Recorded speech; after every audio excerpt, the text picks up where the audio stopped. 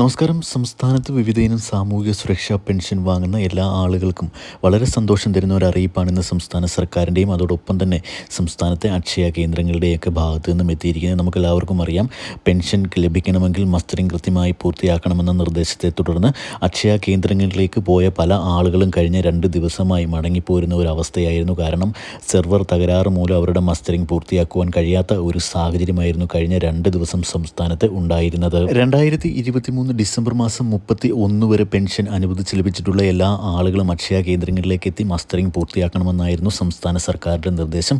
ഇത് ഓഗസ്റ്റ് മാസം 24-നുള്ളിൽ പൂർത്തിയാക്കുവാനാണ് സംസ്ഥാന സർക്കാരിൻ്റെ ഏറ്റവും പുതിയ അറിയിപ്പ് വന്നിരുന്നത്. വാർദ്ധക്യകാല പെൻഷൻ, വിധവാ പെൻഷൻ, അവിവാഹിത പെൻഷൻ, അതോടൊപ്പം തന്നെ ഭിന്നശേഷി പെൻഷൻ വാങ്ങുന്ന ആളുകളോടൊപ്പം നമ്മുടെ സംസ്ഥാനത്തെ വിവിധയിനം ക്ഷേമനിധി ബോർഡുകളിൽ നിന്ന് പെൻഷൻ വാങ്ങുന്ന ആളുകളും അക്ഷയ കേന്ദ്രങ്ങളിലേക്ക് എത്തി ആധാർ കാർഡിൻ്റെയോ അല്ലെങ്കിൽ പെൻഷൻ ഐഡിയുടെയോ സഹായത്തോടെയാണ് മസ്റ്ററിംഗ് പൂർത്തിയാക്കേണ്ടത്. ഇത്തരത്തിൽ അക്ഷയ കേന്ദ്രങ്ങളിലേക്ക് മസ്റ്ററിംഗ് പോയ ആളുകൾ കഴിഞ്ഞ 2 ദിവസമായി മടങ്ങുന്ന ഈ ഒരു സാഹചര്യത്തിൽ കൃത്യമായി ഇന്ന് സെർവർ തകരാർ പരിഹരിച്ചുകൊണ്ട് വീണ്ടും മസ്റ്ററിംഗ് പുനരാരംഭിച്ചിരിക്കുന്നുവെന്ന വളരെ സന്തോഷകരമായ ഒരു അറിയിപ്പാണ് ഇപ്പോൾ സംസ്ഥാന സർക്കാരിൻ്റെയും അതോടൊപ്പം തന്നെ അക്ഷയ കേന്ദ്രങ്ങളുടെയും ഒക്കെ ഭാഗത്തു നിന്നും എത്തിയിരിക്കുന്നത്.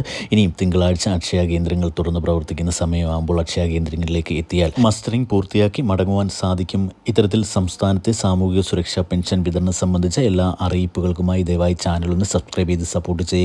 വീഡിയോ ഒന്ന് ലൈക്ക് ചെയ്തുകൂടി കാണുക. താങ്ക്